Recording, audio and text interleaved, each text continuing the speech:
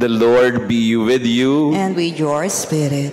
A reading from the Holy Gospel according to John. Glory to you, O Lord.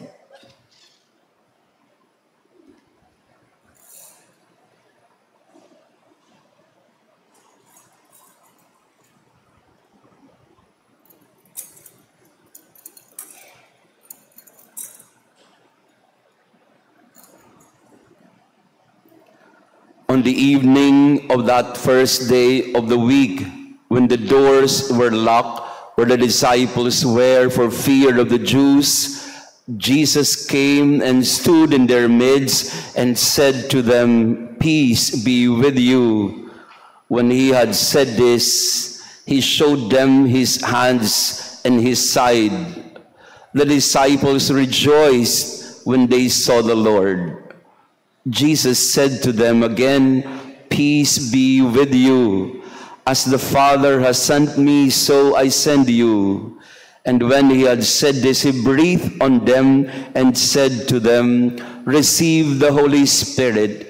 Whose sins you forgive are forgiven them, and whose sins you retain are retained." Thomas, called Didymus, one of the 12, was not with them when Jesus came. So the other disciples said to him, "We have seen the Lord." But he said to them, "Unless I see the mark of the nails in his hands, and put my finger into the nail marks, and put my hand into his side, I will not believe."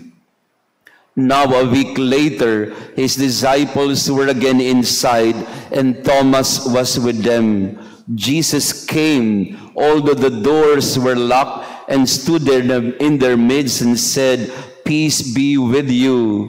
Then he said to Thomas, "Put your finger here and see my hands, and bring your hand and put it into my side, and do not be unbelieving, but believe."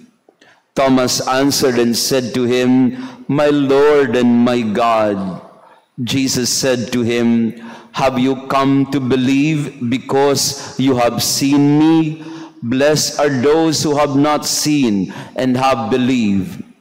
Now Jesus did many other signs in the presence of his disciples that are not written in this book, but these are written that you may come to believe that Jesus is the Christ, the Son of God, and that through this belief you may have life in his name. The Gospel of the Lord. Praise to you, Lord Jesus Christ. Please be seated. Praise be Jesus Christ. Now and forever. He is risen. Alleluia. Alleluia. Happy Divine Mercy Sunday sa ating lahat, mga kapatid. Pakibati din ng Happy Divine Mercy Sunday ang ating mga kasama ngayong umaga. And what a wonderful feast it is, the Feast of the Divine Mercy. To our online parishioners, your prayers are with us also in this Mass of the Divine Mercy. May isang parishioner sa atin na pointed out to me when I wore this last Friday. Sabi niya, "Father, ano yung nakasulat sa inyong vestment, sa inyong damit?" I did not realize it then kasi may nagbigay lang po sa akin ito. At nakalagay pala dito sa aking vestment ay ang Polish phrase ng "Jesus, I trust in you." Ang nakalagay, "Jesu ufam tobie." Yesu, magmamodel muna ako sa inyo, ay pagmamalaki ko lang yung aking vestment. Mahal ho kasi ito. Yun, may nagbigay lang ho.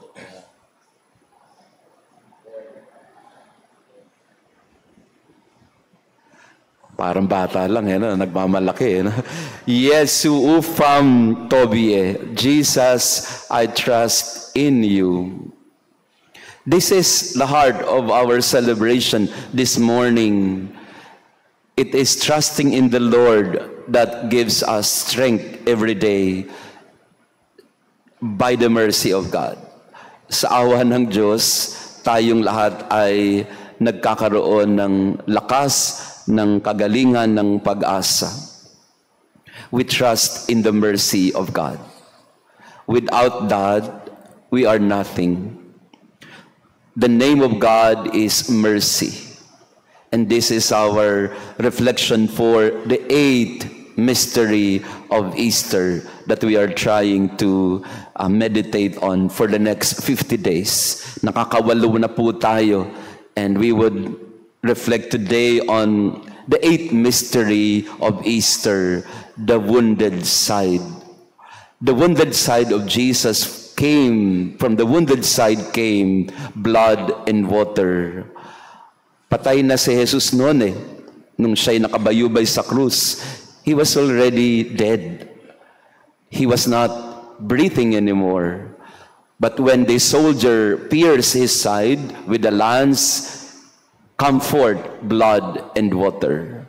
In other words, from the side of Jesus, we find life even beyond death. Even in his death, Jesus continues to pour out to us his mercy. And when Jesus appeared to his disciples, these are the same wounds that he showed to them. Look at my hands, my feet, and my side. These are full of wounds because of the nails and because of the punishment, the torture that I received on the cross. And yet these wounds also will heal you. This pierced side will also be an instrument for your healing and for peace. Yung mga alagad, nasa loob sila ng upper room, ng kwarto, natatakot na baka sila'y mahuli din, pero more than that, nagigilty dahil iniwanan nila ang Panginoon sa oras ng kanyang pangangailangan. Nagkukulong sa kwarto dahil natatakot sa maling ginawa. Nagkukulong sa kwarto sapagkat pwedeng sila'y mapahamak kung sila'y lalabas. At maraming beses tayo din ay katulad ng mga alagad. We also imprison ourselves because of fear. We don't want to go out and we don't want to deal with people or engage because we are afraid. Afraid of our mistakes, afraid of the possible punishment that may be given to us because of our wrongdoings. So yung mga alagad nasa loob kasi takot na baka sila'y balikan, hulihin, patayin din katulad ni Jesus, o takot din sila kay Jesus na pwedeng sila'y pagalitan dahil sa kanilang ginawa na pagtalikod sa kaniya. So the disciples were inside the room precisely because they were afraid. Maraming beses sa buhay ng tao, nagkukulong tayo sa sarili nating mga selda sapagkat natatakot tayo sa mga nagawa natin sa buhay, na pwede tayong balikan ng mga nangyari sa nakaraan. Tayo ay hinahabol ng mga kamalian na ginawa natin nung unang panahon ng ating buhay. Maraming dahilan kung bakit nagkukulong ang tao sa sarili niyang kulungan. One of them is the fear of punishment, the fear of retribution, the fear of being hurt. But Jesus pursues them. Nakapasok siya sa loob ng kwarto kahit sarado ang pintuan. Nothing can hinder Jesus from going to his disciples. And what was the greeting of Jesus when he went inside the room? Peace be with you. Shalom, shalom. Peace be with you. Do not be afraid anymore. I know what you have done. I know you're afraid, but let me assure you, it is peace that I give to you today. Minsan po ay, ito po yung nangyari po ito nung bata ho ako, no? Dito po meron po akong sa paa at kamay na sugat. Hindi nyo lang po makikita, no? So meron po akong sugat dito sa paa na hanggang ngayon ay may malaking marka. At dito rin sa braso may ano din po dito, may marka din ng isang sugat. This happened when I was very small, I was still a little boy. And minsan po ay my father asked me to take care of the food on the table. Ang sabi sa akin ay, bantayan mo yung pagkain kasi kakain ako mamaya. Bata ka, naglalaro ko, naaliw ako sa paglalaro, nakalimutan ko yung pagkain. Kinain ng pusa. So yung pagkain dapat ng tatay ko, nawala na. Kaya pagdating ng tatay ko, ay hinahanap yung pagkain niya. Nasaan yung pagkain? Alam po ninyo yung bata na natakot ka bigla. Kaya sa takot ko po, tumakbo ako palabas ng bahay. Yung tatay ko naman, hinabol naman ako. Di mas lalo kong tumakbo. No? Kasi alam ko, papaluhin ako. Nawala yung pagkain. Kinain ng pusa. Pinabantayan sa akin. So, ako po'y takbo sa labas. Inabol ako ng tatay ko. Naghabulan kami. Hindi ko namalayan. Meron pong isang steel bar sa likod ng bahay. Nasagi ko yung steel bar. Ayun, sa pool yung aking paa. Tumusok yung steel bar sa paa ko. And I passed out. Almost I passed out because of the pain. At nahimas-masan na ako and everything was settled. So sabi ng tatay ko, ba't ka kasi tumakbo? Sabi ko sa kanya, kasi nahabol mo ko Nahabol kita kasi sasabihin ko sa iyo na may pasalubong ako sa iyo. Takot na takot ako na pagalitan ako dahil sa pagkain kinain ng pusa. Yung pala, kaya ako hinahabol kasi may pasalubong siyang pansit na kakainin namin. Ayun, itong aking sugat sa paa, yung peklat nito, paalaala ito sa akin ng takot ko na ako'y parusahan na hindi naman pala. Dahil may baon at pasalubong naman ang tatay ko sa akin. Maraming beses tayo po ay natatakot sa Diyos. Baka parusahan tayo, baka tayo ay bigyan ng sakit, baka alisin yung mga grasyang natatanggap natin, baka pahirapan tayo sa buhay. We have this distorted image of God oftentimes as a God who is a punishing, cruel God because of our mistakes, because of our sinfulness. But the feast today tells us very clearly, God is merciful. The name of God is mercy. He is compassion. And we need to entrust everything to Him in the mercy of God. We need to trust Him that He is kind and merciful. That He will always search for us. He will seek us out. He will not come in order to inflict pain or punishment on us. God is not like that. So we ask ourselves today on the Feast of the Divine Mercy, what is your image of God? Who is God for you? Do you look at Him as some God who is so distant and cold and have nothing to do with you? Do you look at Him as some God who always makes an accounting of your mistakes and surely in time He will come and get us and punish us for what we have done? What do we look, when we look at God, what do we see in Him? The Lord reveals to us Himself today, as He revealed Himself to the disciples. I bring you peace. I bring you forgiveness.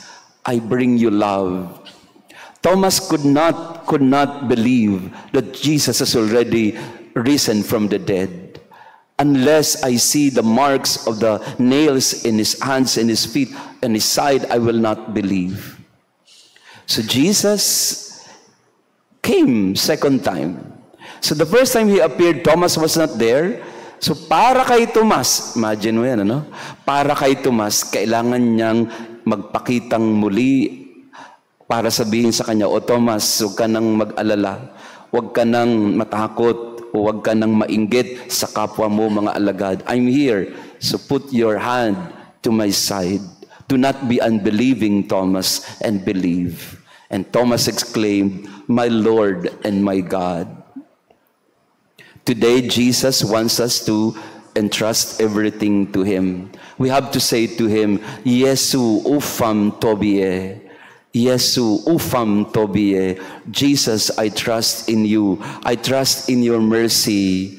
Hindi mo ko pinaparusahan, hindi mo ko pinapahirapan, hindi mo ako iniiwanan o kinakalimutan. You are a merciful God. Jesus, I trust in you. Yesu ufam tobie. You have to repeat this again and again to yourself. Do not look at God as if God always comes to hurt us or to punish us. No, God is not like that at all. Maraming beses po kong naririnig na ganito, Father, ba't ganito po? Ba't po ako may sakit? Pinaparusahan po siguro ako ng Diyos dahil sa aking mga pagkakamali. And I would often say, no, God is not like that at all. He is not one to punish us and even inflict sickness on us just because of what we have done. No, you have a wrong notion of God. God is not like that. We have to trust in God's mercy that He will not hurt us. Jesus did not come to hurt us. He has come to bring us peace, forgiveness, and mercy and compassion. Pagkatapos po noong hinabol ako ng tatay ko at nag-uusap kami, siya po ang nagbenda ng aking sugat. Tapos kinain na rin namin yung pansit. At ang sabi ng tatay ko, anak, ba't naman kasi pinakain mo sa pusa? Pero hindi, pinangunahan ko yung awa at kagandahang loob ng tatay ko. Ayun, ako yung nasaktan. Minsan ganyan tayo Pinapangunahan natin ang awa ng Diyos, kaya tuloy tayo nasasaktan. Pero sa Diyos, for God, it's all mercy. It's all compassion. The name of God is mercy and compassion. So today, mga kapatid, kung ano man po yung inyong mga dinadala sa buhay, sickness, problem in the family, problem at work, personal struggles, we say to the Lord, Yesu ufam tobie. Jesus, I trust in you. Jesus, I entrust everything to you. Whatever it is that I am going through right now in my life, I trust in you. I believe in you, and I surrender everything to you. In a moment of silence, may I ask you, brothers and sisters, let us entrust everything to the mercy of God. We say to Jesus, Jesus, I trust in you. Yesu ufam tobie. This is the Polish phrase for Jesus, I trust in you. On this day of the divine mercy, we ask the Lord, Lord Jesus, have mercy on us.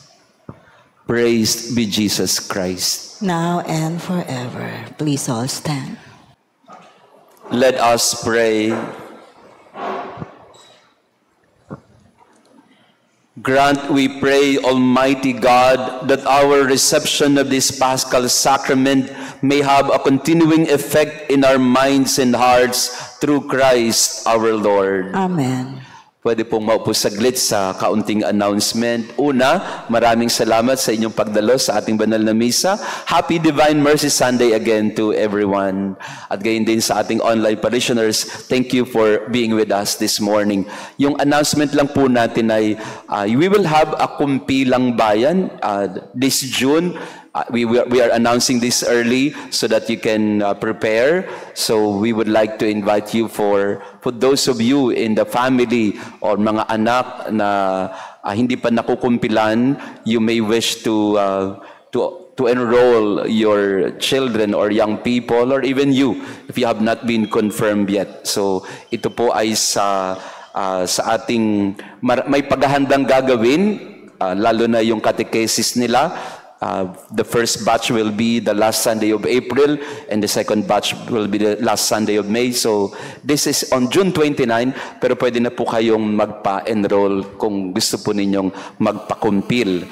We can go to the parish office or you can call Sel Matias, 0991-402-1191. Ito po ay iniaalay natin sa lahat, no, na hindi pa nakukumpilan. And also, we would like to tell you that we are so grateful to all of you for having supported and being very supportive of all our projects in our parish. Magsisimula na po by this coming May, yung renovation po ng ating sacristy and then yung ating pong adoration chapel. Naantala lang po ito kasi may mga kailangan pang ayusin sa design. So we would like to invite you also to be part of this project of the renovation of the Adoration Chapel and our sacristy. At yung mga kabataan din natin, nandun din sa likod, meron silang mga proyekto din. So we are trying to animate our young people. Ano bang meron kayo din sa likod? The parish t-shirt and bags, no, that yung pong ginamit natin sa pilgrimage, if you want to have it, yung ating mga kabataan ay of course the parish supports them, pero ang mga kabataan po natin ay masisipag, kaya they also want to raise funds for their projects, and I'm very inspired by that. Yung mga may inisyatibo rin po yung mga kabataan natin to raise funds for their projects. So let us support them. Meron po sila doong mga ano tawag niyo rin, t-shirt and bags sa likod for your consideration. So maraming salamat po. Again, happy Divine Mercy sa ating lahat. Alisin na po yung takot. Let us not be afraid. May awa po ang Diyos. Sa mga may karamdaman, may awa ang Diyos. Sa mga maraming iniisip na mga problema sa buhay, may awa ang Diyos. And we can always say to Him, Jesus, I trust in you. Jesus, I trust in your mercy. We all stand. May I invite the birthday celebrants for the month of April to come forward for the blessing. Yung pong mga may birthday, kaarawan, ngayong April, lapit po tayo sa harap. Yeah. And let me bless you on your birthday this month.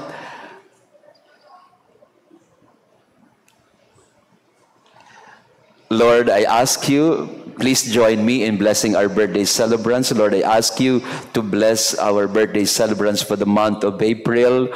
We ask you, Lord, to give them good health, long life, peace and joy in their heart. Grant success to all their plans and dreams in life, and may the Lord always keep you in His merciful heart. And may the Lord always provide for your needs and shower upon you the abundance of His blessings, the Father, the Son, and the Holy Spirit. Amen.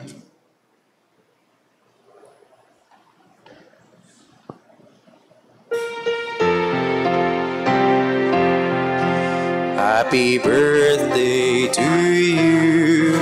Happy birthday to you. Happy birthday, happy birthday. Happy birthday to you.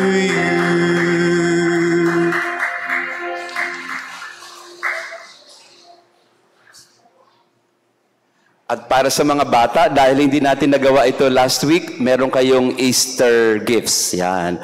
May Easter egg hunting tayo. Yan. Kaya bago kayo umuwi, maghanap kayo ng mga itlog dyan. And you will have your prizes after. Yan. The Lord be with you. And with your spirit. And may our loving God bless you and your family, the Father, the Son, and the Holy Spirit. Amen. Our Divine Mercy Sunday Mass is ended. Go and entrust everything to the mercy of God. Thanks. Alleluia, alleluia. Thanks be to God. Alleluia, alleluia.